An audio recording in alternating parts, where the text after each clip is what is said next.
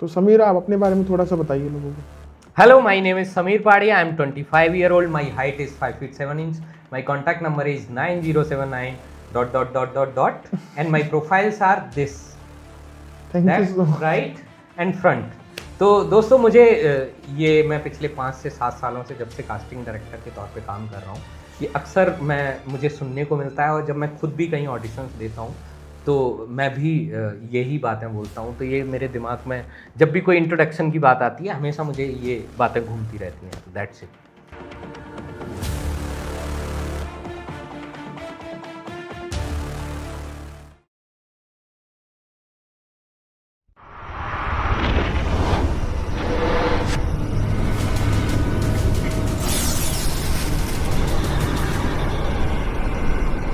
एक बार फिर से स्वागत है टीजीएल टॉक्स में। आज हमारे साथ एक बहुत खास मेहमान मौजूद है।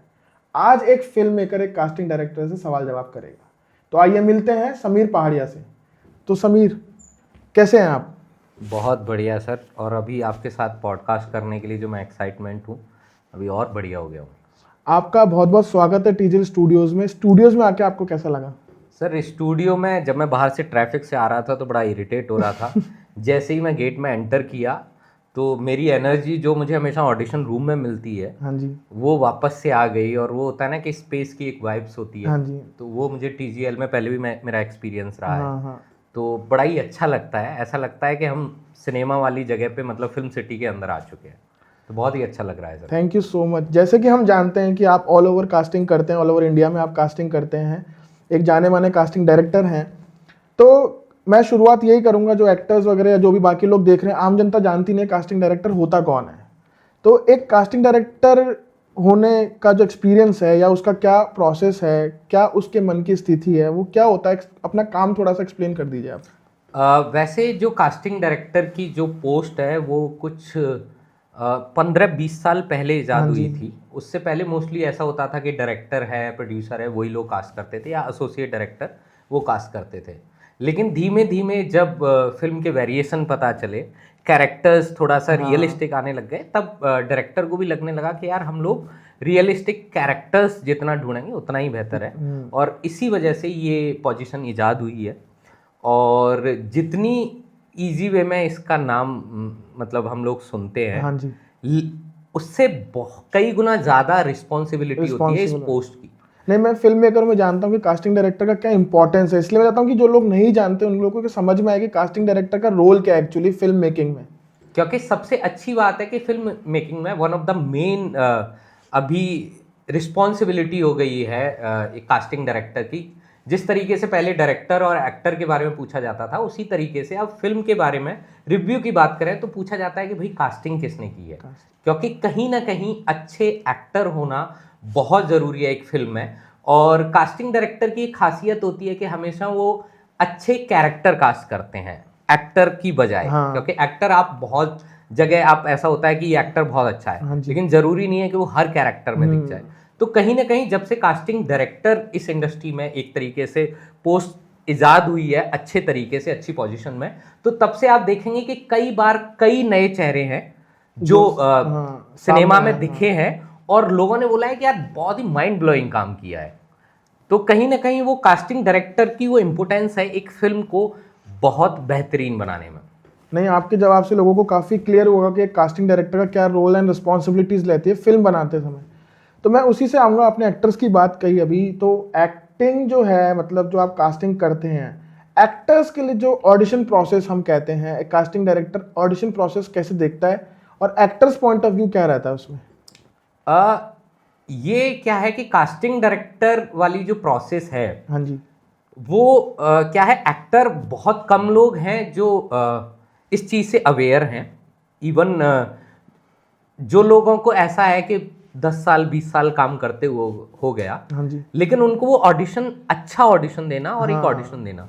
क्योंकि अब कई एक्टर्स हैं वो बहुत अच्छे हैं एक्टिंग में, during the shoot they play so well, लेकिन जब ऑडिशन की बात आती है ना तो उनको प्रॉब्लम हो जाती है। लेकिन अगर आप देखेंगे कि अभी मेन स्ट्रीम में जितनी भी फिल्म्स हैं, वेब सीरीज़ हैं, उसका आपका प्रोसेस क्या है कि आपको गुजरना पड़ेगा ऑडिशन से। हाँ जी।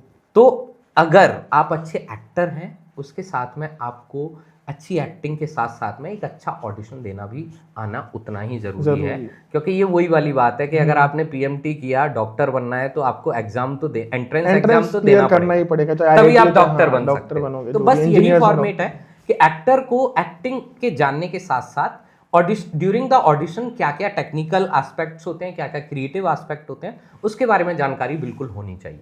वो आप ही देंगे आज ऑडियंस को, मतलब कि बहुत सारे एक्टर्स देख रहे होंगे, बहुत सारे नॉन एक्टर्स देख रहे होंगे जो आना चाह रहे हैं इस फील्ड में, तो वो ऑडिशन प्रोसेस क्या होता है, थोड़ा सा उसका एक ब्रीफ में आइडिया दे सके लोगों को, थोड़ा समझ मैं बिल्कुल आपको बताना चाहूँगा कि ऑडिशंस, सबसे पहली बात है कि आपको उसके टेक्निकल एस्पेक्ट्स पता होना चाहिए।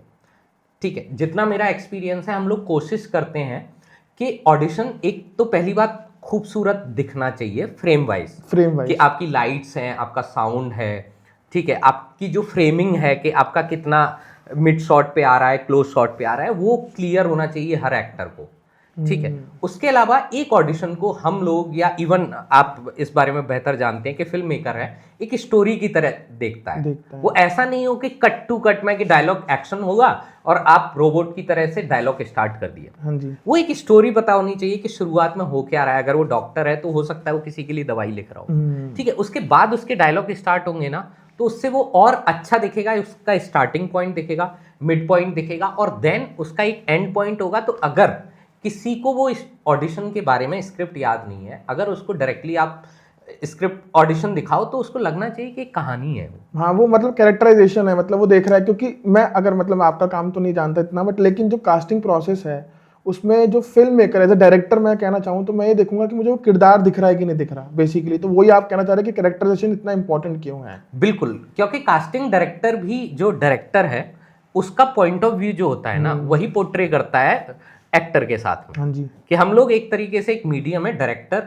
और एक्टर के बीच के, कि डायरेक्टर क्या चाहता है वो हम ड्यूरिंग द ऑडिशन एक्टर से निकलवाते हैं। तो एक टेक्निकल एक्सपेक्ट मैं पूछना चाहूँगा, एक तो रेशियो को लेकर लोगों का कंफ्यूजन है कि पोर्ट्रेट होना चाहिए, लैंडस्केप होना चाहिए ऑडिशन, और वो फ्रेमिंग की आपने बात बताई थी, तो एक थोड़ा सा क्लैरिटी दे सकते हैं कि आपकी थोड़ा सा टेक्निकल एस्पेक्ट्स क्या होने चाहिए? मैं जितनी भी एक्टर्स हैं, एस्पायरिंग एक्टर्स, उनको टेक्निकल एस्पेक्ट बताना चाहूँगा कि पहली बात, जो बैकग्राउंड हो, जो फ्रेम हो, वो ब्लैंक होगा तो उतना ही अच्छा है, या ब्लैंक वॉल हो सकती है।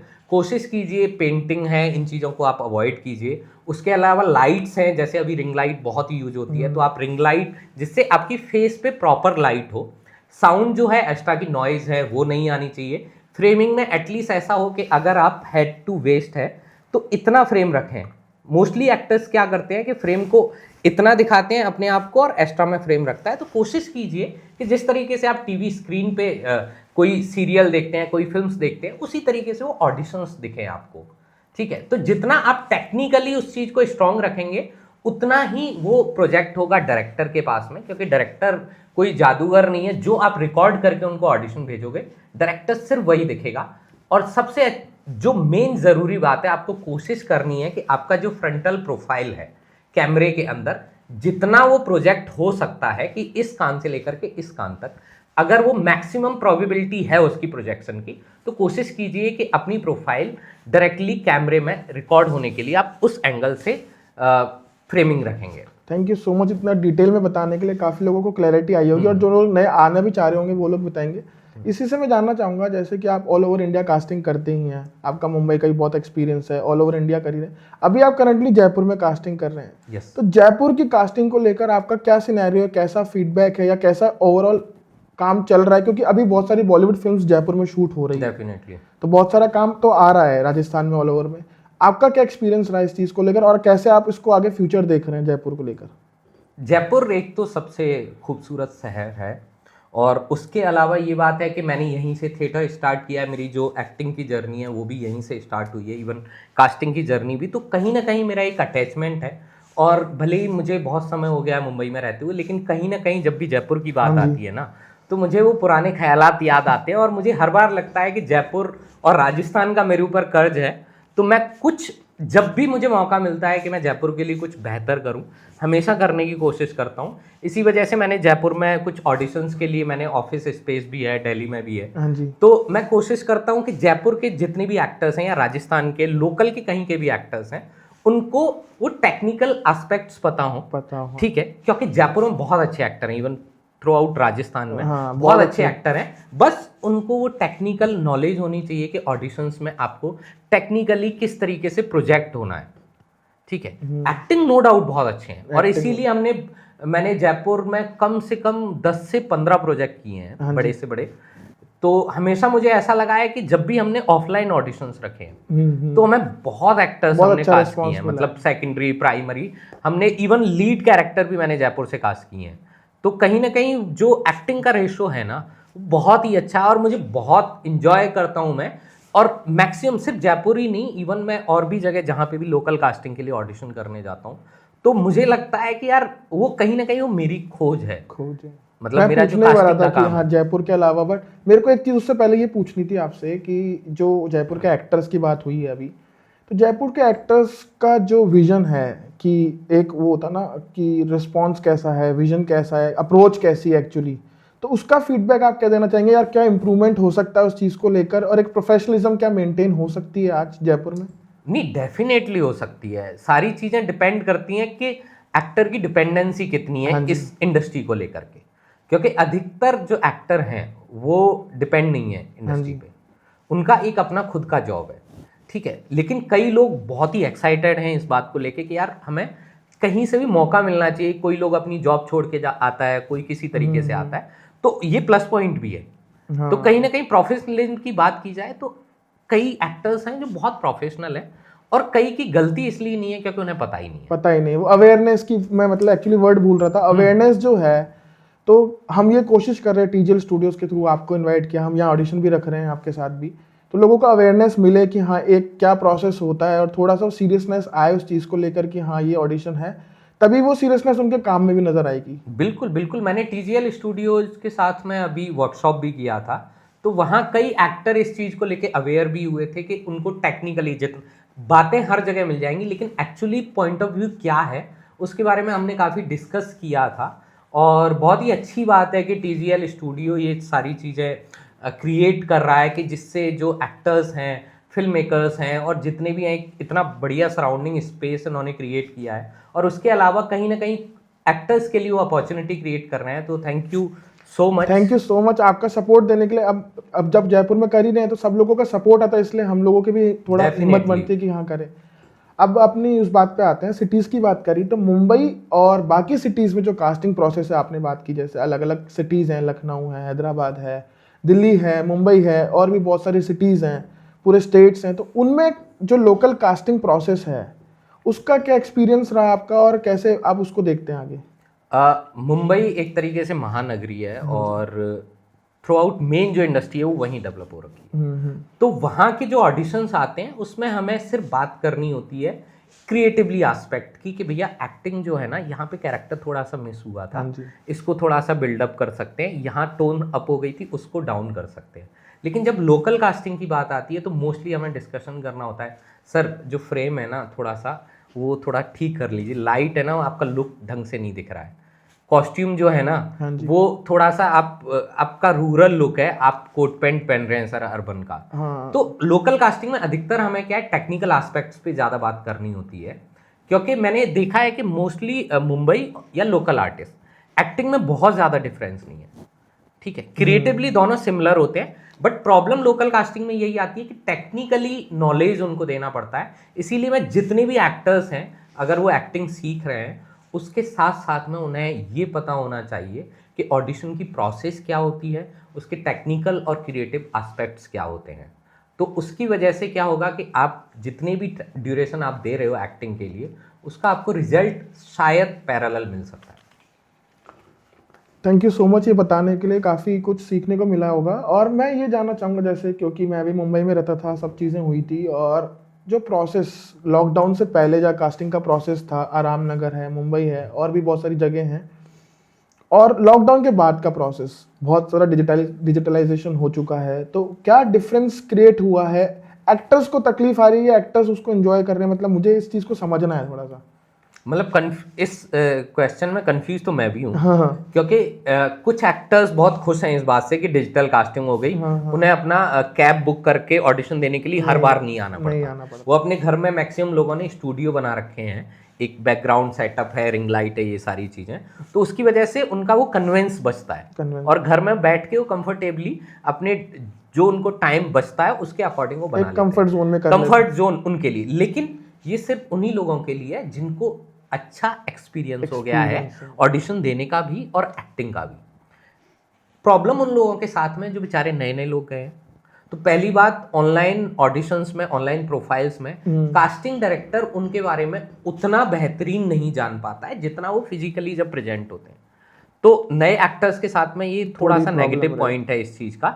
उसके अलावा एक्टर्स को अगर नहीं पता है कि भाई उसको ऑडिशन किस तरीके से देना है, ठीक है, वो बेचारा डरता सहमता सा वो ऑडिशन भेज देता है। कास्टिंग डायरेक्टर के पास भी अगर समय की व्यस्तता की वजह से वो लोग उसको समझा नहीं सकते इतनी चीजें, तो क्या करते हैं फिर वो नेक्स्ट कर देते हैं। इसकी वजह से कई बार इसलिए ऑडिशन क्रैक नहीं हो कई पा रहा। कई एक्टर्स हैं जो अच्छे एक्टर हैं, लेकिन उनकी प्रोसेस, ऑडिशन का प्रोसेस की अवेयरनेस नहीं होने की वजह से है ना, वो उनसे प्रोजेक्ट माइनस हो जाता है। तो ये काफी, मतलब मैंने सिनेरियो देखा था जो आराम नगर में पहले भीड़ लगती थी बहुत ज्यादा, 200 लोगों की, 300 लोगों की भीड़ लगती थी, अब वो लगना तो बंद हो गई। अभी थोड़ा सा वीरान हो गया वो माहौल। अभी आपको कैफे में वहां बहुत कैफे में लोग मिलेंगे, मिलना जुलना चलता है, थोड़ा सा बातचीत होती है, वो अच्छी चीज है, वो एनवायरनमेंट होना भी चाहिए। बट मैं वही कह रहा था कि ये जो ऑफलाइन प्रोसेस जो था पहले और अब ऑनलाइन प्रोसेस, आपने डिफरेंस बता ही दिया, बट इस पे जो फर्क आया वो casting director, as a casting director आप पे कितना असर पड़ा है? मतलब एज एन एक्टर हमने बात कर ली, but as a casting director आप पे कितना फर्क पड़ा है? मतलब मुझे ये लगता है कि कास्टिंग डायरेक्टर की एक्चुअली जो वैल्यू होती थी, हाँ जी, वो इसी वजह से होती थी कि पहली बात तो उनका सिलेक्शन प्रोसेस कि कौन एक्टर इस कैरेक्टर के लिए ऑडिशन देना चाहिए, ठीक है। और during the audition casting director का बहुत इंपॉर्टेंस होता है कि क्योंकि वो कहीं ना कहीं एक डायरेक्टर का कैरेक्टर पोर्ट्रे करता है वहां पे कि डायरेक्टर क्या चाहता है। तो अगर कास्टिंग डायरेक्टर आपके सामने है एक्टर के, तो सामने क्या है कि सही और गलत के बारे में डायरेक्टली बता सकता है। और वो एक होता है ना कि एक्टर से आप एक एक्टिंग निकलवाते हो, जो डायरेक्टर का काम होता है। उसी तरीके से during the audition casting director का भी काम होता है कि एक्टर से वो कैसे एक्टिंग निकलवा सकता है उस कैरेक्टर के लिए। तो जब ऑनलाइन की बात आती है तो हम लोग क्या करते हैं कि एक्टर को कई बार हम समझाते हैं कि सर वहाँ पे कैरेक्टर थोड़ा सा मिस हो रहा है, टोन वहाँ ऐसा है, लुक थोड़ा सा ऐसा कर सकते हैं। तो कन्वर्सेशन ऑन कॉल अब हम 2 बार बताएंगे, 3 बार बताएंगे, कई बार हमें भी लगता है कि यार एक्टर वो रिसीव ही नहीं कर पा रहा है क्योंकि फिजिकल मीटिंग नहीं हुई है, फिजिकली नहीं हुआ है मीटिंग। तो अब वो लेक करता है, तो वहां पे हम फिर कई बार हम लोग भी, क्योंकि हमें लगता है कि एक्टर को एक्स्ट्रा समझाना भी कई बार नेगेटिव हो जाता है कि कुछ अलग ही कर देता है वो। हाँ। तो कहीं ना कहीं ये थोड़ा सा माइनस पॉइंट है कि मतलब अगर मेरे से पर्सनली पूछा जाओ तो मुझे ऑफलाइन में बहुत मजा आता है। ऑनलाइन ठीक है, अच्छी बात है, ऑनलाइन का प्लस पॉइंट ये है कि हम लोग मुंबई में रहते हुए भी लखनऊ के एक्टर के भी ऑडिशन कर सकते हैं, जयपुर के एक्टर के भी कर सकते हैं, ग्वालियर के भी कर सकते हैं, साउथ के भी कर सकते हैं। तो कहीं ना कहीं ऑनलाइन की वजह से ये एक प्लस पॉइंट हुआ है कि हम लोग ऑल ओवर इंडिया में एक्सप्लोर कर सकते हैं और बेटर चीजें निकल सकती है और नए लोगों को भी चांस मिल सकता है। हाँ, लेकिन मुझे ये लगता है कि ऑफलाइन और ऑनलाइन ऑडिशन दोनों पैरेलल में होना चाहिए। ऐसा नहीं है कि सिर्फ आप ऑनलाइन ऑडिशंस के भरोसे रहो। एक मेरा सवाल, जैसे मैं फिल्म मेकिंग करता हूँ, जब हम लोग काम करते हैं, हम साथ में भी करते हैं काफ़ी चीज़ें, एक मेरा सवाल है कि जो एक्टर्स के क्वेश्चंस होते हैं एक कास्टिंग डायरेक्टर से, किस तरह के क्वेश्चंस आपको मिलते हैं और किस तरह का एक्चुअली उनको क्वेश्चंस करने चाहिए? ये आप बात कर रहे हैं ड्यूरिंग द ऑडिशन या जनरली जब मीटिंग होती है? नहीं, मीटिंग वाली बात पे हम आएंगे, पर्सनली जो मीट्स होता है आपके एक्टर्स का, तो मीट एंड ग्रीट होता है, बट यहाँ हम ऑडिशन प्रोसेस की बात कर रहे हैं। क्योंकि मैंने कई सवाल फेस किए थे कि यार कौन सा प्लेटफॉर्म है, ये है, कौन सी क्वालिटी में शूट हो रहा है, ये इट डिपेंड्स कि वो चीज़ें सारी, बट एज एन एक्टर उनकी क्या रिस्पॉन्सिबिलिटी होती है? एज एन एक्टर रिस्पॉन्सिबिलिटी की बात करूं तो एक्टर को ये जानना जरूरी होता है कि वो कौन से डायरेक्टर के साथ काम कर रहा है, उस जो भी वो फिल्म कर रहा है उसका पैटर्न क्या है। क्योंकि हर डायरेक्टर का एक तरीका होता है कि कोई बहुत ही ज्यादा रियलिज्म पे काम करता है, किसी को ड्रामा पसंद है, किसी को ऐसा है कि ब्लैक कॉमेडी वाला कोई डायरेक्टर है तो उसी को वही पैटर्न पसंद है। तो एक्टर को ये अगर जानेगा तो उसको ये पता है कि मुझे ड्यूरिंग द ऑडिशन किस तरीके से एक्टिंग का पैटर्न रखना है। ठीक है, उसके अलावा मतलब मैं एक्टर के साथ साथ मैं आपको बता दूं कि पैरेलल में कास्टिंग डायरेक्टर की रिस्पॉन्सिबिलिटी मैं आपको बता देता हूं कि कास्टिंग डायरेक्टर, जैसे मैं खुद जब भी कोई भी फिल्म करता हूं तो मुझे उससे पहले पूरी स्क्रिप्ट के बारे में पता होना बहुत जरूरी है। ठीक है, मैं वो एक कॉन्वर्सेशन आपकी और डायरेक्टर की होती है, रीड आउट करता हूँ, मुझे कुछ क्वेरीज होती हैं, फिर मैं डायरेक्टर सर से पूछता हूँ। उसके बाद जब मुझे लगता है कि हाँ मैं कन्विंस हो गया, फिर जब मैं ऑडिशन पे करता हूँ तो उससे पहले मैं कोशिश करता हूँ हमेशा कि जो भी स्क्रिप्ट पे मैं ऑडिशन कर रहा हूँ उसको मैं लर्न कर लूँ पहले। ठीक है, उसकी ब्लॉकिंग के बारे में कि किस तरीके की ब्लॉकिंग होगी, किस तरीके का उसका पैटर्न है। ठीक है, कई बार हम लोग डायरेक्टर की फिल्म्स देखते हैं कि उन्होंने पुरानी फिल्में कौन सी बनाई है, क्योंकि हमें पता चलना चाहिए, क्योंकि डायरेक्टर हमें नहीं बोलेगा कि आपको एक्टिंग ये करानी है। ये हम लोग थोड़ा सा होता है ना, फेंकते हैं अपनी माजा फेंकते हैं, तो उस तरीके से कि भाई ये डायरेक्टर का अच्छा इनको क्या पसंद आएगा। ठीक है, तो हम उनकी पहले फिल्म्स देखते हैं, तब हम एक्टर को ये बता सकते हैं कि भैया इसका प्रॉब्लम का सॉल्यूशन ये है। ठीक है, पैरेलल एक्टर को भी ये पता होना चाहिए, उसकी जो रिस्पॉन्सिबिलिटी की बात की जाए कि अगर एक्टर की रिस्पॉन्सिबिलिटी की बात की जाए तो एक्टर को स्क्रिप्ट का ब्रीफ पता होना चाहिए, उस कैरेक्टर के बारे में पता होना चाहिए, और सबसे बड़ी बात है कि उसको कास्टिंग डायरेक्टर की सुननी चाहिए कि कास्टिंग डायरेक्टर क्या कहना चाहता है, क्योंकि during the audition casting director एक डायरेक्टर की तौर पे आपसे बात कर रहा है। तो वो क्या चाहता है, भले ही आप सीनियर एक्टर हैं, बहुत अच्छे एक्टर हैं, लेकिन ये बात क्लियर है कि कास्टिंग डायरेक्टर उस वक्त उस पर्टिकुलर कैरेक्टर या स्क्रिप्ट के लिए आपसे बेहतर जानता है। तो आपको उस चीज़ को तवज्जो देना चाहिए और कास्टिंग डायरेक्टर की ऑडिशन के दरमियान आपको सुनना चाहिए। ठीक है, तो जो एक्टर की रिस्पॉन्सिबिलिटी है ना कि वो सुनना जरूरी है कि वो कहना क्या चाह रहा है, और उसी को कोशिश करना है कि आपको एक्टिंग में भी जितना रिसीव कर सके उतना बेटर है। हाँ। उसको प्रोजेक्शन भी करना है कि अगर जैसे वही आप डायरेक्टर हैं, आप किसी एक्टर से बोलना चाहें कि यार मुझे कुछ ऐसा सीन चाहिए, और वो 4 बार वही दे रहा है, तो क्या होगा, आप इरिटेट हो जाएंगे ना। मतलब ठीक है, अब आपको तो फाइनली काम करवाना है, लेकिन हमारा तो सिलेक्शन प्रोसेस वहीं से है। तो हम लोग क्या करेंगे कि अगर 4 बार नहीं सुनते हैं एक्टर, तो हम लोग क्या करेंगे, ठीक है सर हो गया, बहुत अच्छा था ऑडिशन, हम लोग नेक्स्ट करते हैं। अब काफ़ी कुछ इम्प्रूव हुआ है, एक्टर्स को अवेयरनेस तो आई है इस चीज़ को लेकर कि हाँ क्या उस स्क्रिप्ट की डिमांड है, क्या कैरेक्टर की डिमांड है, उस तरह से लोग मेहनत कर रहे हैं। तो जब आप ये casting as a casting director, आपकी पर्सनल लाइफ के बारे में मैं थोड़ा जानना चाहूँगा। जब आप लोगों से मिलते हैं, दोस्तों से मिलते हैं, आपकी फैमिली बैकग्राउंड में, मतलब कि हाँ फैमिली में जब जाते हैं तो क्या एक्सपेक्टेशंस रहती है लोगों को, और एज ए कास्टिंग डायरेक्टर लोग नहीं बता पाते कि क्योंकि आपकी जॉब भी बहुत डिफिकल्ट जॉब है, एज अ फिल्म मेकिंग का मतलब बहुत इंपॉर्टेंट पार्ट है वो एक पूरी फिल्म को ओवरऑल। तो बट क्रेडिट नहीं मिलता है, कई जगह मिलता है बट कई जगह नहीं मिल रहा है। तो हाँ अभी क्रेडिट काफी हद तक मिलने लगा है, अब वो इम्पोर्टेंस भी मिलने लग गया है कि हाँ यार उसने कास्टिंग किया। मतलब एक अलग से जब भी फिल्म कोई ऑडियंस देखती है ना तो ये बोलती है यार कास्टिंग बहुत अच्छी हुई है। लगता है कि हाँ यार वो अच्छा, बहुत अच्छा, वो आपकी भी तारीफ है, साथ में एक्टर्स की भी तारीफ है, क्योंकि एक्चुअली जॉब उन्होंने करी है। तो मैं आपकी पर्सनल लाइफ के बारे में थोड़ा जानना चाहूंगा। जब आप एज ए कास्टिंग डायरेक्टर किसी से मिलते हैं, दोस्तों के साथ बैठते हैं, तब क्या सिनेरियो रहता है? थोड़ा बड़ा ही डिफरेंट, बहुत वेरिएशन है, जैसे एक्टिंग में वेरिएशन होते हैं उसी तरीके से कि कई बार ऐसा होता है कि मेरी फैमिली के थ्रू कई सिफारिशें आती हैं कि हम आप जैसे मेरे फैमिली में मेरे पिताजी हैं वो प्रिंसिपल रहे हैं, मेरे बड़े भैया हैं वो भी प्रिंसिपल हैं, तो उनके बहुत स्टूडेंट्स हैं। अब वो इंस्टा पे देखते हैं, फेसबुक पे देखते हैं, अब वो डायरेक्टली मेरे को अप्रोच करते हैं, सर मैं उनका स्टूडेंट हूँ और मुझे हीरो बनना है। ठीक है, अब मेरे लिए वो ऐसा होता है कि अगर मैं उनको खराब रिस्पॉन्स दूंगा तो उन्हें लगेगा एटीट्यूड में आ गया। ठीक है, तो मुझे थोड़ा सा ईजी वे में हैंडल करना होता है उनको, कि मैं कोशिश करता हूँ मुलाकात करने के लिए कि मिलना है आप आ जाओ, मिलते हैं।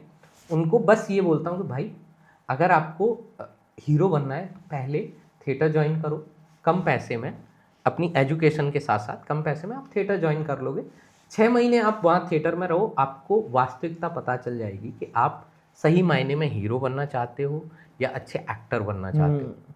ठीक है, तो आपको वो, वरना ऐसा लगता है कि जिन्होंने एक्टिंग सीखी नहीं है और एक्टिंग के बारे में जिनको नॉलेज नहीं है, उन्हें सबसे ईजी एक्टिंग लगती है। उन्हें लगता है कि शाहरुख, सलमान, इरफान साहब क्या करते हैं, ये तो मैं वैसे ही घर पे ही बैठ के कर लेता हूँ, तो वो इजी लगता है। लेकिन जैसे ही वो कैमरे के सामने या थिएटर में आते हैं तब उन्हें अपनी असलियत पता चलती है। तो पहली बात तो मैं कोशिश करता हूँ कि भैया वो कहीं गलत रास्ते पे ना जाए, कि मुंबई में किसी ने बोला कि सर हम आपको हीरो बना देंगे, सिर्फ 50,000 रुपये चाहिए, तो मैं उस रास्ते से बचाने के लिए मैं उनसे कोशिश करता हूँ बातचीत करने के लिए।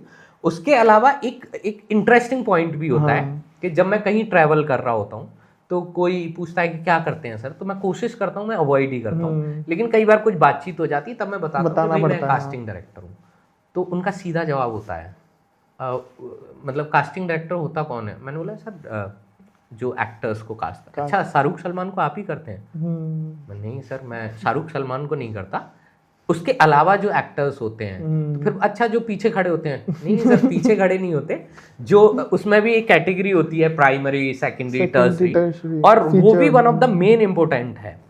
मतलब कास्टिंग डायरेक्टर की क्वालिटी ये होती है कि अगर अमिताभ सर किसी फिल्म में कास्ट है, ही सुपरस्टार, लेकिन उसके पैरेलल हमें 4 लोगों को कास्ट करना है, तो उनका कैलिबर भी अमिताभ सर से मैच करना चाहिए।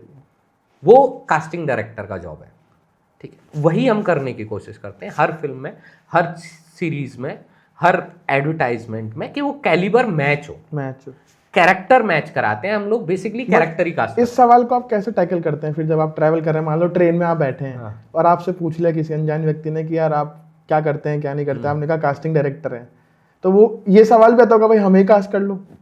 हाँ बिल्कुल, कई तो ये मतलब बोलते भी हैं यार मैं विलेन लगता हूँ ना, मेरे को विलेन का कोई सीन दे दे। एक्चुअली ये फिल्म इंडस्ट्री इतनी अच्छी है, मतलब मैं इसका एक बेनिफिट बताना चाहूंगा कि सबको लगता है कि हम अपनी लाइफ में स्टार हैं, एक्चुअली हैं, सभी लगता है। और एक फिल्म्स का इन्फ्लुएंस बहुत ज़्यादा है, बॉलीवुड का खासकर बहुत ज़्यादा इन्फ्लुएंस है लोगों पे, तो एक लगता है कि यार हाँ नहीं हम भी कहीं ना कहीं दिखें, स्क्रीन पे आने की सबकी इच्छा होती है, तो वो जिज्ञासा होती है लोगों में कि यार हम कब आ रहे हैं स्क्रीन पे, हमें भी तो एक बार देखना है। और अपने लिए इससे ज़्यादा अपने मतलब फैमिली मेम्बर्स या दोस्तों को दिखाना है कि यार नहीं मैं स्टार हूँ, ये कहीं ना कहीं उनके दिमाग में रहता है। तो आप इस चीज़ को कैसे टैकल कर लेते हैं? मतलब अब तो आदत सी हो गई है कि लोगों को ऑब्जर्व करने की, क्योंकि अब कास्टिंग डायरेक्टर का काम ही है ऑब्जर्व करना, ठीक है। तो जब भी कोई बंदा मिलता है ना, तो मुझे ये थोड़ा सा आइडिया हो जाता है, इनबिल्ट हो चुका है कि यार इसको मैं बताऊं या नहीं बताऊं। जो मुझे लगता है कि शायद हो सकता है बहुत टाइम तक मेरे को थोड़ा सा इरिटेट करेगा, तो मैं कोशिश करता हूँ, बोल देता हूँ मैं जॉब कर रहा हूँ और ऐसे ही ट्रैवल कर रहा हूँ, तो बात वहीं खत्म हो जाती है।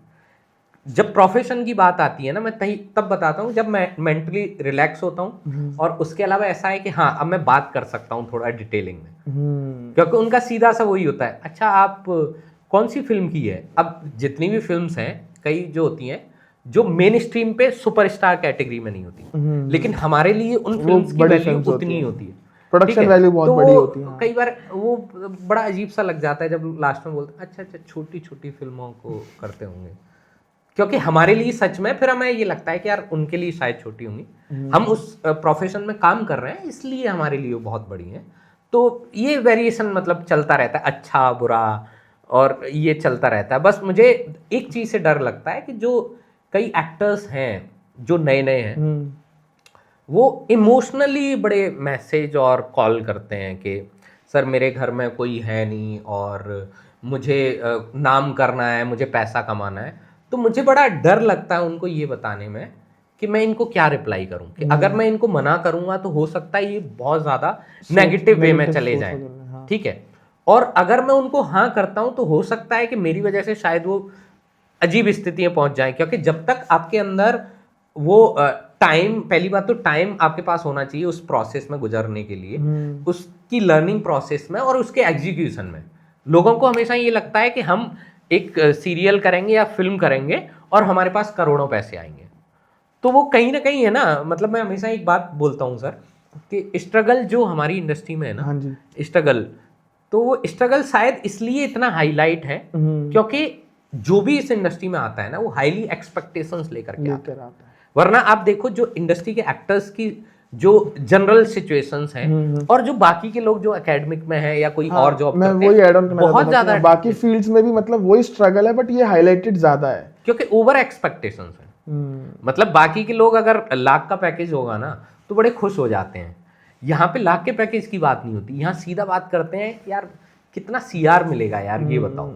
शाहरुख ने इतना लिया, सलमान ने इतना लिया, 200 करोड़ 300 करोड़ और वहां पे पता चलता है कि उनको 20,000 रुपए मिल रहे हैं। हाँ। तो फिर लगता है यार स्ट्रगल चल रहा है अभी। कई लोग तो मतलब अपने ऑडिशंस में ये बोलते हैं कि I am a struggling actor.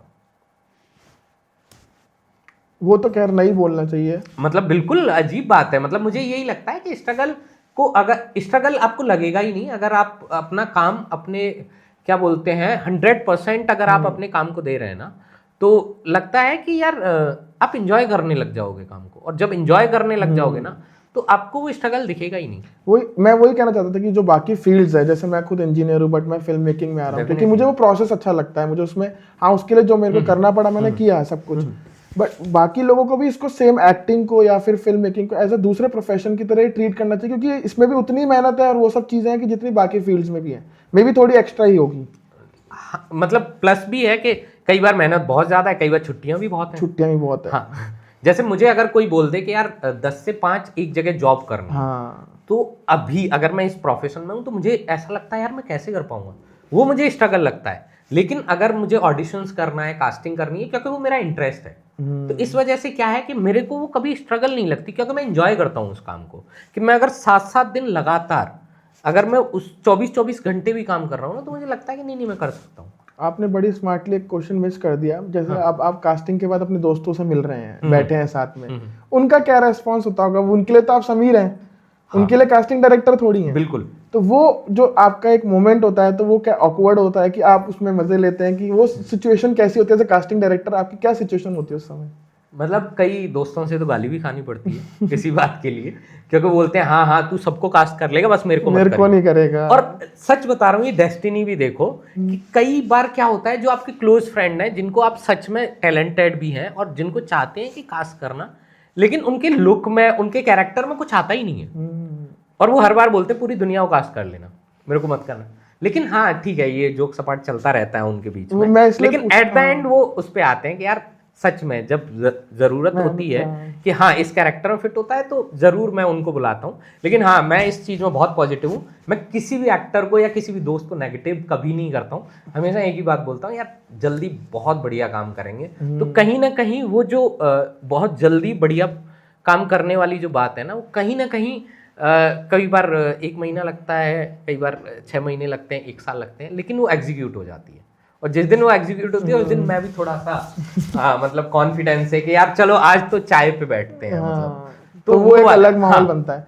अब आपने फ्रेंड्स की बात करी, मैं वही चीज पूछना चाहूंगा। जैसे अब आप एक्टर्स आपको अप्रोच कर रहे हैं, तो कई बार सबका ये मिसकंसेप्शन होता है कि यार ये तो बहुत रूड है, यार इसने तो गलत जवाब दिया, यार इसका तो मतलब बहुत सारी चीजें हैं कि यार ये नेगेटिव इम्पैक्ट पड़ा, इनने मुझे मतलब कहा कि मैं तो एक्टर ही नहीं बन सकता। मतलब कई चीजें होती है नेगेटिव रिस्पॉन्सेज, मतलब वो कैसे, कई एक्टर्स तो बहुत उसको लाइटली लेते हैं, कई उसको बहुत ज्यादा कंस्ट्रक्टिव फीडबैक नहीं ले पाते। मेरे को ऐसा लगता है कहीं ना कहीं। डेफिनेटली। और मुझे ये भी लगता है कि कास्टिंग डायरेक्टर और इवन डायरेक्टर की वो रिस्पॉन्सिबिलिटी है कि एक्टर को डायरेक्टली आप नेगेटिव नहीं कर सकते, नेगेटिव रिस्पॉन्स देना ही, नेगेटिव रिस्पॉन्स डायरेक्टली मत दो।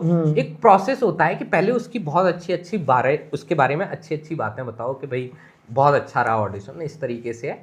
और जब बिल्कुल तारीफ हो जाए तब एक्टर को भी लगे कि वो कंफर्टेबल है, फिर उसको शांति से थोड़ा सा प्यार से बोल दो कि यार पता है वहां पे थोड़ा सा हम लोग लेक कर गए थे, वहां थोड़ा सा अगर ये होता ना तो और मजा आ जाता। और मैं जितने भी ऑडिशंस हैं, मैंने आज तक किसी एक्टर को नहीं बोला कि खराब ऑडिशन है। मैं हमेशा बोलता हूँ कि यार सर ये अच्छा है ऑडिशन, लेकिन थोड़ा सा और अच्छा हो सकता। ये कहीं ना कहीं मुझे लगता है कि जो एक्टर्स होते हैं काफी सेंसिटिव होते हैं, क्योंकि ये एक्टिंग जो फील्ड है, एक्टिंग करना बहुत ही डिफिकल्ट टास्क है, तो वो एक सेंसिटिविटी कहीं ना कहीं उनसे जुड़ी है। तो कहीं वो बहुत हमको ध्यान रखना पड़ता है as a director, as a film maker, as a casting director, हमको बहुत ध्यान रखना पड़ता है उन सेंसिटिविटी का। तो हाँ, काफ़ी लोगों को क्लैरिटी मिलेगी आज के बाद। तो समीर, आपने जैसे बताया, इतनी सारी इन्फॉर्मेशन आपने शेयर करी, मैं थोड़ा सा ही जानना चाहूँगा, आज जो कंटेंट क्रिएशन का टाइम चल रहा है भारत में, जो कंटेंट क्रिएट हो रहा है और कंटेंट क्रिएटर्स जो इन्फ्लुएंसर्स इतने सारे बढ़ गए हैं, उनका क्या फ्यूचर है और क्या इससे बॉलीवुड में असर पड़ रहा है? क्या फिल्म मेकर्स को इसमें चांस मिल रहा है? कैसा क्या सिनेरियो हो रहा है अभी भारत में, करंट स्टेट में वो क्या है? कंटेंट जो वर्ड है वो हर जगह काम आता है आर्ट फील्ड में, ठीक है। कंटेंट क्रिएटर है तो उतनी रिस्पॉन्सिबिलिटी बढ़ जाती है। मुझे लगता है कि कंटेंट क्रिएटर जितने भी हैं उन्हें ये समझना ज़रूरी है कि वो किस लेवल पे काम कर रहे हैं, ठीक है। कि वो पार्ट एक्टिंग का है, वो पार्ट होस्टिंग का है, या वो डांस का सीक्वेंस है। आप सिर्फ कंटेंट क्रिएटर होने की वजह से आप अपने आप को एक्टर नहीं बता सकते, ठीक है। दोनों ही अलग अलग हाँ। पार्ट हैं, मतलब एक सेगमेंट कैटेगरी है हाँ, बेसिकली। आप ये है कि कई कंटेंट क्रिएटर हैं जो अच्छे एक्टर हैं, वो उनके लिए प्लस पॉइंट है। लेकिन कई कंटेंट क्रिएटर बहुत अच्छे हैं लेकिन एक्टर अच्छे नहीं है, तो शायद उनके लिए वर्कआउट उतना नहीं हो पाता। आप, मैं पर्टिकुलर नाम नहीं लूंगा, लेकिन कई इंडस्ट्री में ऐसे लोग हैं जिन्होंने सीरीज भी की थी जस्ट बिकॉज ऑफ कि they are very big content creator, लेकिन नहीं रिजल्ट निकला। और कई ऐसे एक्टर हैं जो कंटेंट क्रिएशन में थोड़े बहुत उनका नाम है, कुछ मिलियन में उनके व्यूज है, और वो अच्छे एक्टर हैं, तो उनको प्लस पॉइंट है। हाँ, मतलब बेसिकली जो कंटेंट क्रिएशन की बात मैंने की इसलिए की कि जैसे उनको चांस नहीं मिल रहा है, अब प्लेटफॉर्म है, यूट्यूब जैसा प्लेटफॉर्म है, तो वहाँ लोग अपना कंटेंट शो कर रहे हैं, तो एक बहुत पॉजिटिव चेंज आया है लोगों में अपना, मतलब अगर काम दिखाना ही है तो बेसिकली मुझे ऐसा लगता है। जैसे मैं सॉरी इस हाँ, पे बताइए। कंटिन्यू करूंगा, जैसे भुवन बाम को कंटेंट क्रिएटर है, हाँ। ठीक है, कि शुरुआत में वो अपनी वाइन्स बनाते थे, यूट्यूब पे कई चैनल उन्होंने बना रखे, काफ़ी फेमस थे।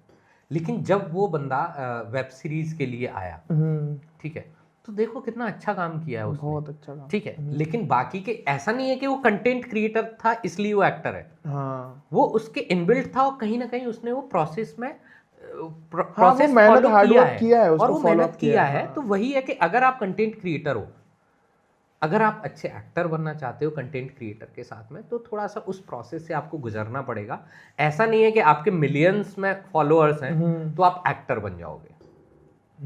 और सेम यही है कि एक्टर को भी नेगेटिव नहीं होना चाहिए कि वो कंटेंट क्रिएटर नहीं है क्योंकि फॉलोअर्स को ज़्यादा प्रायोरिटी मिलती है, तो ऐसा कुछ नहीं है। वो डिपेंड करता है कि जैसे म्यूजिक वीडियोस हैं तो उसमें ऑब्वियस सी बात है कि सारा मार्केट यूट्यूब का या नंबर्स सोशल गेम मीडिया तो चल का रहा है है। एक्चुअली, हाँ, तो फॉलोअर्स का ये ऑब्वियस सी सब। बात है कि उसमें उन्हीं को ज़्यादा रिस्पॉन्स मिलेगा जो उस मार्केट में हिट है, ठीक है। जिस तरीके से आप देखते हैं कि टीवी सीरियल में एक सुपरस्टार है, वो ज़रूरी नहीं है कि वो फिल्म में काम करे, फिल्म का सुपरस्टार नहीं हो सकता वो। उसी तरह कई फिल्म के हैं, वो लोग सोचते हैं कि यार मुझे सीरियल नहीं करना है। हाँ। कई लोग ऐड के भी सुपरस्टार होते हैं, लेकिन ज़रूरी नहीं है कि वो सीरियल या फिल्म के हो जाए। तो ये अलग अलग कंटेंट क्रिएटर भी एक अलग सेगमेंट है जो सोशल मीडिया का, और उसी तरीके से फिल्म वेब उसी तरीके से मुझे लगता है कि लोगों को ये समझना चाहिए। और जब वो दूसरे सेगमेंट में जा रहे हैं तो उसके प्रोसेस के बारे में उन्हें जानना चाहिए, उसके ऊपर वर्कआउट करना चाहिए, तो एक दूसरे की चीज़ें हेल्प करेंगे। हाँ। जैसे सीरियल का कोई एक्टर है, पहले एक मानसिकता थी कि सीरियल का एक्टर है ये फिल्म में नहीं जाएगा, लेकिन आप देखो कई सीरियल के एक्टर हैं जो बहुत अच्छी एक्टिंग करते हैं और फिल्म में भी बहुत अच्छी एक्टिंग कर रहे हैं, ठीक है। सिर्फ वो सेगमेंट को उन्होंने प्रोसेस को जाना है और उस पर वर्कआउट किया है तो रिजल्ट बेहतर मिला है। तो इन नंबर से जो लोग इन्फ्लुएंस होते हैं, मतलब ऐसा मिसकंसेप्शन भी हो सकता है या ट्रू है, मुझे इस बारे में पता नहीं, बट कि जो नंबर्स देख के कास्टिंग हो रही है, क्या इसमें कितनी रियलिटी है? जो आपने वैसे क्लियर कर दिया कि म्यूजिक वीडियो के लिए बेसिकली होता है क्योंकि वो मार्केटिंग का प्रोसेस है, वो बिजनेस है एक तरीके का, उसमें कितनी सच्चाई की कास्टिंग क्या नंबर्स देख के होती है? मुझे तो इतना नहीं लगता। जैसे मैंने आपको बहुत क्लियर किया है कि म्यूजिक वीडियोस की जब बात आती है तो वहाँ उस तरीके से एक्टिंग की ज़रूरत ही नहीं, उनको डायलॉग बोलना नहीं है, ठीक है। वहाँ पे उनको वही करना होता है जो रील्स में करते हैं कंटेंट क्रिएटर, ठीक है। अगर वही कर रहे हैं तो ठीक है, उनको अपॉर्चुनिटी मिलती है क्योंकि फॉलोअर्स जितने ज़्यादा होंगे उतना ही म्यूजिक वीडियो ज़्यादा चलेगा, ठीक है। लेकिन अगर कंटेंट क्रिएटर अच्छा है, एक्टर अच्छा नहीं है ना, तो फिल्म और वेब सीरीज़ में आपने देखा हो कितने कंटेंट क्रिएटर को बहुत ही लिमिटेड कर दिया जाता है, ठीक है। अगर वो अच्छे एक्टर हैं, जैसे भुवन बाम है, अच्छा एक्टर है, कंटेंट क्रिएटर भी है, तो अभी देख लो उनके खुद के नाम से एक वेब सीरीज़ है जो सुपर हिट हो रही है, दैट्स इट। ठीक है, ये सारी बातें अब हो चुकी है। अब मैं जो आपको जानते नहीं है पर्सनली, मैं चाहूँगा कि आपकी एक जर्नी जो आप शेयर करना चाहें कि आपकी शुरुआत कैसे हुई और यहाँ तक की जर्नी अब तक कैसी रही और फ्यूचर प्लान्स क्या हैं आपके, थोड़ा सा आप शेयर कर सके, आपके काम के बारे में लोगों को पता लग सके, इसलिए मैं चाह रहा हूँ कि आपकी शुरुआत कैसे हुई। बिल्कुल। तो मैं बहुत ही मिडिल क्लास फैमिली से आता हूँ जिसमें सारे लोग हैं वो गवर्नमेंट एकेडमिक में हैं, लेक्चरर, प्रिंसिपल, उस तरीके से। तो जब 2013 में मैं पहली बार थिएटर में आया था तब मुझे ये भी नहीं पता था कि एक्टिंग क्या होती है। मुझे ऐसा लगता था कि डांस जो जानता है वो हीरो बनता है, ठीक है। अच्छा। लेकिन जब मैंने थिएटर ज्वाइन किया तब मुझे समझ में आया कि एक्टिंग भी कोई चीज़ होती है, ठीक है। क्योंकि हमारे दूर दूर तक कोई रिश्तेदार या कोई जानकार है जिनको बिल्कुल भी आइडिया नहीं था लेकिन अच्छी बात यह है कि मुझे थिएटर में एक अच्छा माहौल मिला, ठीक है, मुझे चीज़ें, और मेरी भी एक इच्छा थी कि यार मुझे समझना है एक्चुअली क्या है, हाँ ठीक है। और कहीं ना कहीं मैंने इंजीनियरिंग की थी, तो वो दिमाग में था कि यार आपकी एजुकेशन अगर अच्छी होती है, आपका माहौल अच्छा होता है, अच्छा, आप तो भी इंजीनियर हैं? इंजीनियर मैं कर चुका हूँ, तो मुझे ये लगा कि हाँ यार कुछ अच्छा करना है, ठीक है। तो फिर मैंने अपनी एक एजुकेशन एकेडमिक जो होती है उसके साथ साथ मैंने इंडस्ट्री की जो एजुकेशन होती है ना उसके वो ऊपर भी ध्यान आपने, देना शुरू किया। फिर मुझे धीमे धीमे पता चला एक्टिंग होती है, डांस होता है, उसके अलावा कास्टिंग डिपार्टमेंट भी होता है, डायरेक्शन डिपार्टमेंट भी होता है। तो फिर मैंने धीमे धीमे प्रोडक्शन करना स्टार्ट किया। फिर उसके साथ में मुझे लगने लग गया कि यार कास्टिंग में बहुत अच्छी कर सकता हूँ, ठीक है। तो जहाँ मुझे रिस्पॉन्स मिला, मेरी पहली डेब्यू जो फिल्म थी टर्टल, जो अमेजोन पे अभी रिलीज़ हो चुकी है, संजय मिश्रा सर उसमें मेन एक्टर थे और एफटीआई के डायरेक्टर हाँ जी, थे दिनेश यादव जी। तो उस पहली फिल्म को नेशनल अवार्ड मिला था 2019 क्या में। बात है सर। तो वो डेब्यू एक बहुत अच्छा हो गया। उसके बाद शुरुआत हो गई थी, उसके बाद मैंने वाज ज़िंदगी की, फिर अभी अभिषेक बैनर्जी सर के साथ में स्टोलन है जिसको मामी में, और उसके अलावा बहुत बड़े बड़े फेस्टिवल में स्क्रीनिंग हो चुकी है, बहुत अप्रिशिएट किया गया है। और अभी एक रघुवीर सर के साथ दरअसल सफारी और अभिषेक बैनर्जी सर के साथ वापस से एक नई फिल्म आ रही है। और उसके अलावा एसोसिएट के तौर पे मैंने कई बड़े जो मेन स्ट्रीम के हाँ सिनेमा हाँ, जो हैं, जैसे आर्या के तीनों सीज़न मैंने एसोसिएट किए हैं राजस्थान से। सास बहू फ्लैमिंगो है, क्रैश कोर्स है, ऑल इंडिया रैंकिंग है। उसके अलावा मुझे शायद लगता है बहुत ज़्यादा फिल्में हो जाएंगी, तो वो मैंने आपने काफ़ी काफ़ी काम हद किया तक है, हाँ। काम किया है।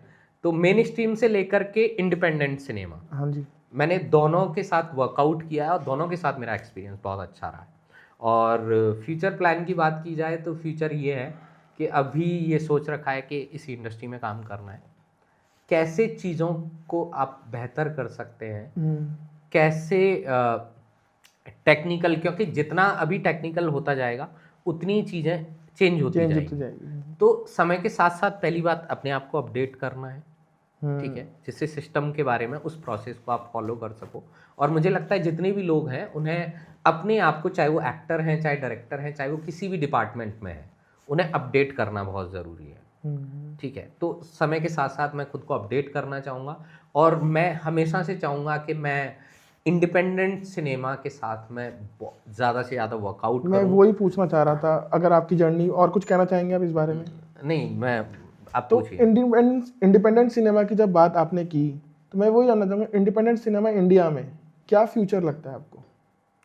बहुत अच्छा लग रहा है मुझे तो, क्योंकि मुझे लगता है सबसे ज़्यादा इंटरेस्ट मुझे इंडिपेंडेंट सिनेमा में आता है कि हर बार आपकी कम सुख सुविधाओं में हाँ मेहनत ज़्यादा होती है, हाँ जी। और जब आपको सुख सुविधाएं मुझे लगता है इंसान को कई बार ख़राब कर देती हैं। कम सुख सुविधा मिलती है ना, तो आप ज़्यादा मेहनत करते हो, ज़्यादा मेहनत करते हो तो उसका रिजल्ट ही बहुत अच्छा आता है, ठीक तो है। बेसिकली लिमिटेड रिसोर्सेज में वो क्या क्रिएशन होता है, वो एक्चुअली बहुत अच्छा होता है। क्योंकि एक्चुअली क्रिएटिविटी तो वही निकलती है कि जब एक्चुअली आपकी हाँ। लिमिटेशंस हैं कि भैया आपको इसी में करना है। जैसे फॉर एग्जांपल कि मुझे बोला गया कि भाई राजस्थान में शूट है, राजस्थान से आपको एक्टर कास्ट करने हैं, तो मेरा लिमिटेशंस क्या हो गया कि मुझे राजस्थान से ही एक्टर करने हैं, ठीक है। तो मुझे ये लगेगा कि यार राजस्थान से मुझे एक्टर निकालने हैं, कौन कौन से एक्टर हो सकते हैं, कहाँ पे मैं ऑडिशंस कर सकता हूँ, कौन से थिएटर ग्रुप से मैं कनेक्ट कर सकता हूँ। तो फिर वो मेरा दिमाग 4 जगह चलता है, और जब दिमाग आपका 4 जगह चलेगा ना, और वो सही वे में हो, सही प्रोसेस में हो,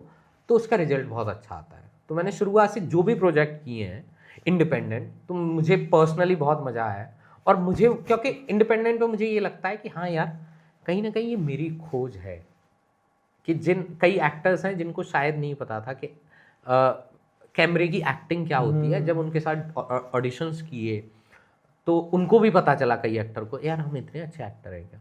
ये सेल्फ सेटिस्फेक्शन आपको होता है, मतलब बेसिकली सबको ही होता है डेफिनेटली, इंडिपेंडेंट फिल्म हाँ। मेकिंग में।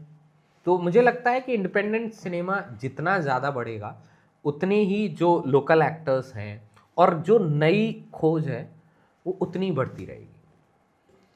तो एक सवाल और है जो मतलब बहुत सारे लोगों ने पूछा है और पूछते भी हैं कि वाई शुड एक्टर्स मतलब play with their why should actors play with their characters, मतलब जो ये एक लुक्स को लेकर जो बात होती है कि अलग अलग लुक्स लेना चाहिए एक्टर्स को कि नहीं लेना चाहिए, वो क्या सीन रहता है उसका? पहली बात तो एक्टर एक ऐसा इंसान है जो कुछ भी बन सकता है, उसकी कोई लिमिटेशंस नहीं है। वो डॉक्टर बन सकता है, इंजीनियर बन सकता है, सिंगर बन सकता है। तो जितनी भी उसकी क्वालिटी है वो उसके लिए एड ऑन ही होंगी हमेशा, ठीक है। और सॉरी मैं क्वेश्चन भूल गया। मैं लुक्स को लेकर बात कर रहा था, एक्टर्स को लुक्स पे एक्सपेरिमेंट करना चाहिए कि नहीं करना चाहिए? बिल्कुल, एक्टर को पहली बात तो यह है कि लुक को लेके बहुत ज़्यादा रिजिड नहीं होना चाहिए कि एक ऐसा लुक के कई बार कई लोग लॉन्ग हेयर बहुत ज़्यादा कर लेते हैं, ठीक है। तो ये होता है कि एक प्लस पॉइंट ये है कि जब भी उस कैरेक्टर की रिक्वायरमेंट होगी तो उनको बुलाया जाएगा, लेकिन यही बात हो जाएगी कि उनको बाकी के कैरेक्टर से वो माइनस हो जाएंगे। तो मुझे लगता है कि एक्टर को टाइम के साथ साथ अपनी असलियत जानने के साथ साथ वो लुक चेंज करके अपने साथ एक्सपेरिमेंट करना चाहिए कि यार अच्छा इस लुक से काम नहीं हो रहा है, चलो ये लुक रख लेते हैं, ठीक है। लुक कई लोगों को मैंने देखा है कि कई एक्टर है ना लॉन्ग हेयर में अच्छे नहीं लगते, जैसे वो शॉर्ट कराते हैं बहुत अच्छे लगते हैं। कई लोग शॉर्ट हेयर में अच्छे नहीं लगते, उन्होंने थोड़ा सा कर्ली हेयर रख लिए, बहुत स्मार्ट लगते हैं, थोड़ा क्लासी भी लगते हैं। तो नया कैरेक्टर उनको देखने को मिलता है। तो वही है, रिजिड मत रहो किसी भी चीज में, ठीक है। रिजिड रहोगे तो आर्ट शायद आपके लिए नहीं है, क्योंकि आर्ट का पैटर्न ही यही है कि जितना आप अपनी लिमिटेशंस को ब्रेक करते रहोगे, जितना आप एक्सपेरिमेंट करते रहोगे, उतना ही बेहतर है। तो समीर, आपसे बात करके बहुत अच्छा लगा, आपने काफ़ी नॉलेज शेयर करी। आपका यहाँ आने के लिए बहुत बहुत शुक्रिया। एक मैं चाहूँगा कि आप जो एक्टर्स हैं या जो एस्पायरिंग एक्टर्स हैं उनके लिए एक मैसेज क्या देना चाहेंगे आप? तो जितने भी एस्पायरिंग एक्टर्स हैं उनको मैं बस यही कहना चाहता हूँ कि एक्टिंग आप जहाँ से भी सीख रहे हैं, चाहे थिएटर है चाहे एकेडमी से, उसके साथ साथ में आप कैमरे के साथ एक्टिंग करना स्टार्ट कर दीजिए। रिहर्सल प्रैक्टिस, जितनी आप एक्टिंग की रिहर्सल कर रहे हैं उतनी आप ऑडिशन प्रोसेस के बारे में जानकारी रखो, और उस ऑडिशन को घर में भी आप जितना प्रैक्टिस करेंगे वो आउटपुट आपको ड्यूरिंग द शूट भी मिलेगा, ड्यूरिंग द ऑडिशन मिलेगा, और कहीं ना कहीं आप सिनेमा के लिए बेहतर से बेहतर एक्टर बन जाएंगे। तो thank you so much Sameer, आपका यहाँ आने के लिए और इतना वक्त निकालने के लिए और इतना कुछ जानकारी देने के लिए।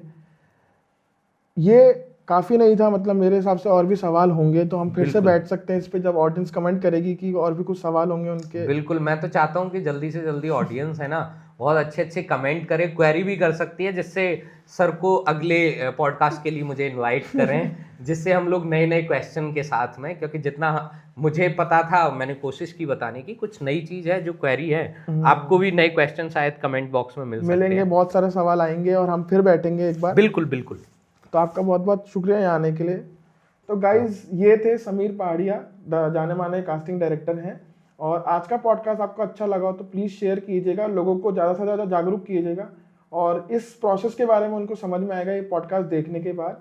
तो जितनी हेल्प हो सकती है आप करिए, और थैंक यू सो मच। ऐसे ही नए पॉडकास्ट के लिए टीजेल स्टूडियोज़ को आज ही सब्सक्राइब करें। Thank you so much. Thank you very much Lakhan ji, आपने मुझे ये अपॉर्चुनिटी दी, और जो आपने इतना बढ़िया स्टूडियो सेटअप किया है, नए नए पॉडकास्ट आप इसमें जनरेट कर रहे हैं, तो कहीं ना कहीं ऑडियंस को नई नई डिपार्टमेंट के बारे में क्या क्या जो डिटेलिंग होती है वो देखने को मौका मिल रहा है। तो मुझे लगता है कि सब लोग, जितनी भी ऑडियंस एक बार देख रही है, उन्हें चैनल को सब्सक्राइब करना चाहिए, और अगर वो जयपुर में हैं, जयपुर के आसपास हैं, तो उन्हें टीजीएल स्टूडियो ज़रूर विजिट करना चाहिए। यहाँ पे बहुत ही अच्छा माहौल है, आपको अपना कंटेंट क्रिएशन के लिए, आपको फिल्म मेकिंग के लिए, आपको लुक टेस्ट के लिए, ऑडिशंस के लिए बहुत ही प्यारा स्पेस बनाया लखन जी ने। तो मुझे लगता है आप विजिट भी कीजिए, और उसके अलावा यूट्यूब पे जो भी वीडियोज़ आ रही हैं उनको आप कंटिन्यू देखते रहिए, उसके अलावा कमेंट करते रहिए, लोगों को शेयर करते रहिए, और नॉलेज जो आप ले रहे हैं उसको आगे बढ़ाते रहिए। तो thank you very much. Thank you sir, thank you बहुत सो अच्छा मच। लगा आपने मुझे इतना कुछ बोला टीजेल के लिए, और हमारा प्रयास जारी रहेगा। होपफुली हम आगे बहुत सारे प्रोजेक्ट्स करेंगे, क्योंकि हम दोनों ही फिल्म मेकिंग से रिलेटेड हैं। बिल्कुल बिल्कुल, हम तो चाहते हैं कि डायरेक्टर ज़्यादा से ज़्यादा बनाए, जिससे हम कास्टिंग डायरेक्टर को उतना ही ज़्यादा काम करने का मौका मिले। डेफिनेटली काम करेंगे साथ में। तो थैंक यू गाइस आज का पॉडकास्ट देखने के लिए। Thank you. एक जनरल मैसेज मैं देना चाहूँगा, स्पेशल मैसेज है। जो हमारी टीम है, कैमरा में है मनमोहन सिंह और शैलेंद्र, और सपोर्टेड बाय नील सिवाल। ये तीनों ही बहुत टैलेंटेड है, और गाइस इनका इंस्टाग्राम आपको डिस्क्रिप्शन बॉक्स में मिल जाएगा। Thank you so much. और जितना हम लोग बहुत अच्छा दिख रहे हैं वो शायद इनकी मेहनत है कि हम लोग बड़े ही रिलैक्स होके बहुत बातचीत कर रहे हैं, और वो बहुत सारी मेहनत कर रहे हैं कैमरे के पीछे। तो जो भी हम कैमरे में अभी दिख रहे हैं ना आपको, वो सारी इन्हीं लोगों की मेहनत है। तो थैंक यू वेरी मच कि थैंक आप यू, लोग तीनों इतनी को बहुत बहुत मेहनत शुक्रिया कर यार। रहे हैं। Thank you.